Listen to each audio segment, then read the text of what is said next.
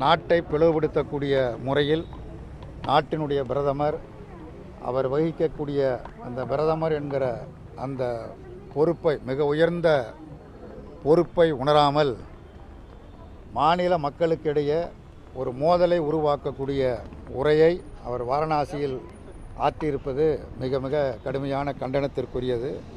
குறிப்பாக உத்தரப்பிரதேச மாநில மக்களுக்கும் தமிழ்நாட்டு மக்களுக்கும் ஒரு எதிரெதிரான ஒரு வெறுப்புணர்ச்சியை தூண்டக்கூடிய முறையில் நாட்டினுடைய பிரதமர் ஆற்றியிருக்கக்கூடிய அந்த உரை மிக மிக மோசமான உரை, வன்மையாக கண்டிக்கத்தக்கக்கூடிய உரை.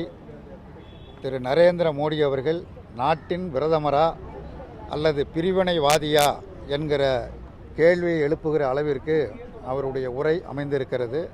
அதை கண்டிப்பது மட்டுமல்ல, இந்திய கம்யூனிஸ்ட் கட்சியை பொறுத்தமட்டில் நாட்டின் ஒற்றுமைக்கும் ஒருமைப்பாட்டிற்கும் தொடர்ந்து பாடுபடும், போராடும்.